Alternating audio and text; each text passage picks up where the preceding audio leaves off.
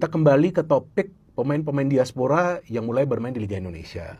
Kan itu yang saya katakan di konten sebelumnya, bahwa mereka punya hak mau main di mana.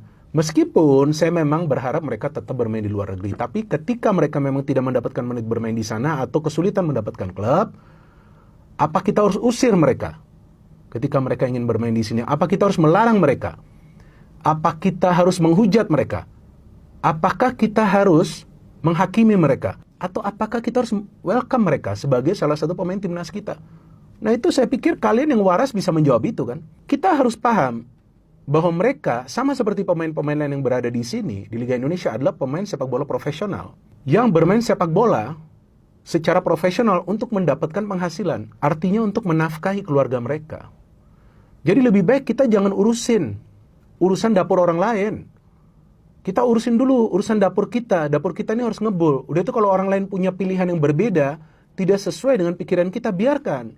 Kalau nanti seandainya para pemain diaspora ini memang tidak bermain bagi timnas ketika mereka dipanggil, gak mungkin nanti akan dipanggil lagi oleh John Herdman. Percaya ngomongan saya, boleh diklip ini. John Herdman itu yang pelatih timnas itu kan profesional. Dia pasti lihat, oh kamu nih udah gak bisa ikutin skema saya, gak akan dipanggil. Jadi kita gak perlu khawatir kalau nanti ternyata kita melihat mereka bermainnya sudah berbeda dibandingkan ketika mereka masih bermain di Eropa bagi timnas kita. Ya, John Herdman tuh sudah tahu apa yang perlu dia lakukan. Tapi sekarang jangan kita mengusir mereka. Kasihan, bos. Kasihan loh. Coba apa perasaan mereka kalau ada begitu banyak serangan terhadap mereka?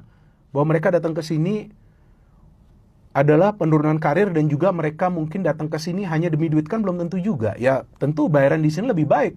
Tapi selain itu, kalau mereka gak mendapatkan klub di luar negeri, apa mereka harus nganggur? Kan susah juga ya. Gue tuh juga bingung, banyak yang meributkan atau memberikan komentar negatif gitu ya.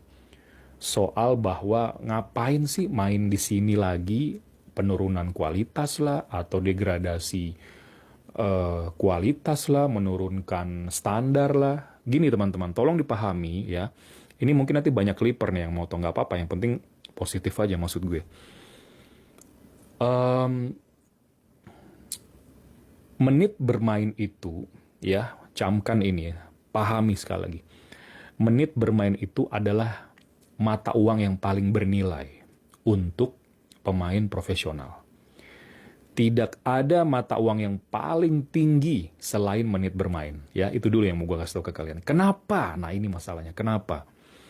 Karena kalau mereka memang secara kualitas itu masih mumpuni untuk bersaing di Eropa, mereka nggak akan ke sini. Itu dulu harus dipahami. Ya, mereka nggak akan ke sini.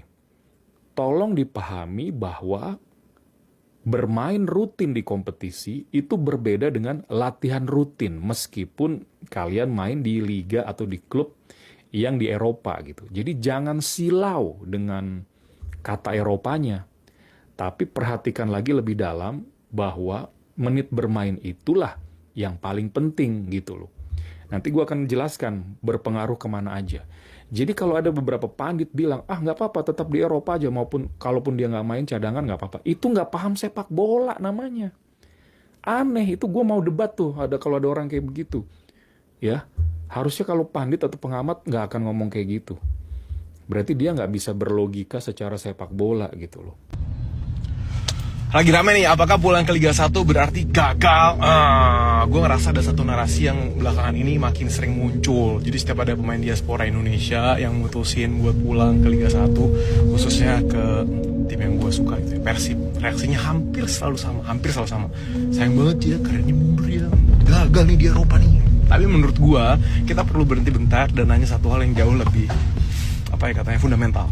Apa benar kualitas sebuah pemain itu bisa cuma diukur dari koordinat geografisnya? Karena menurut gue di dalam sepak bola modernnya, pemain profesional tuh nggak dinilai dari dia tinggal di Eropa atau di Asia. Mereka tuh dinilai dari satu hal yang jauh lebih penting.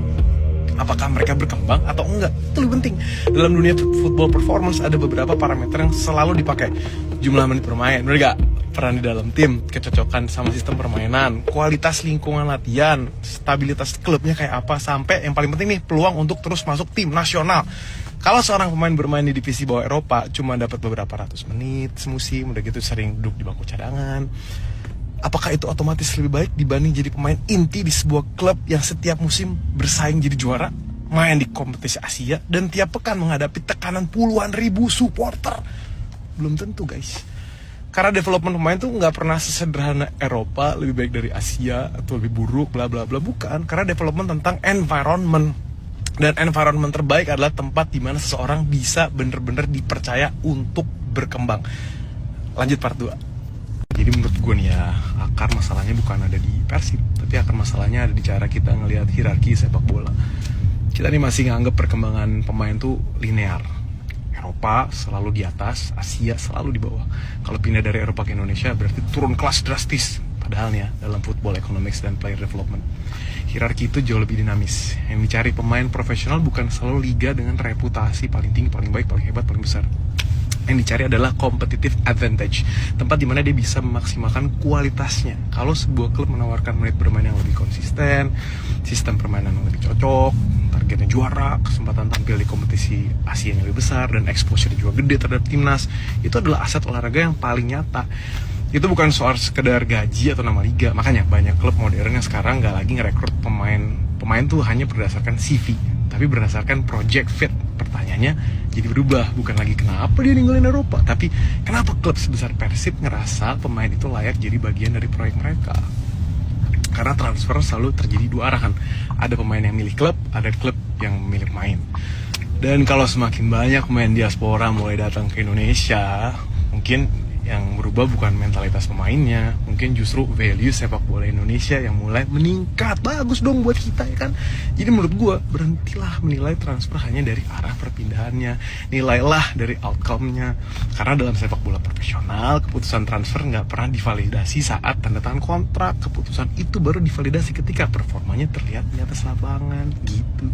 Menurut gue, bukan pundit, bukan pakar sepak bola, gue mah penonton sepak bola biasa. Mantap. Jadi menurut gue nih ya, akar masalahnya bukan ada di Persib, tapi akar masalahnya ada di cara kita ngelihat hierarki sepak bola. Kita nih masih nganggap perkembangan pemain tuh linear. Eropa selalu di atas, Asia selalu di bawah. Kalau pindah dari Eropa ke Indonesia berarti turun kelas drastis. Padahal nih ya, dalam football economics dan player development, hierarki itu jauh lebih dinamis. Yang dicari pemain profesional bukan selalu liga dengan reputasi paling tinggi, paling baik, paling hebat, paling besar. Yang dicari adalah competitive advantage, tempat dimana dia bisa memaksimalkan kualitasnya. Kalau sebuah klub menawarkan menit bermain yang lebih konsisten, sistem permainan yang lebih cocok, targetnya juara, kesempatan tampil di kompetisi Asia yang lebih besar, dan exposure juga gede terhadap timnas, itu adalah aset olahraga yang paling nyata. Itu bukan soal sekedar gaji atau nama liga. Makanya banyak klub modern yang sekarang nggak lagi ngerekrut pemain tuh hanya berdasarkan CV, tapi berdasarkan project fit. Pertanyaannya jadi berubah, bukan lagi kenapa dia ninggalin Eropa, tapi kenapa klub sebesar Persib ngerasa pemain itu layak jadi bagian dari proyek mereka. Karena transfer selalu terjadi dua arahan. Ada pemain yang milih klub, ada klub yang milih pemain. Dan kalau semakin banyak pemain diaspora mulai datang ke Indonesia, mungkin yang berubah bukan mentalitas pemainnya, mungkin justru value sepak bola Indonesia yang mulai meningkat. Bagus dong buat kita, ya kan? Jadi menurut gue, berhentilah menilai transfer hanya dari arah perpindahannya, nilailah dari outcome-nya. Karena dalam sepak bola profesional, keputusan transfer nggak pernah divalidasi saat tanda tangan kontrak. Keputusan itu baru divalidasi ketika performanya terlihat di atas lapangan, gitu. Menurut gue, bukan pundit, bukan pakar sepak bola, gue mah penonton sepak bola biasa. Mantap. Peace.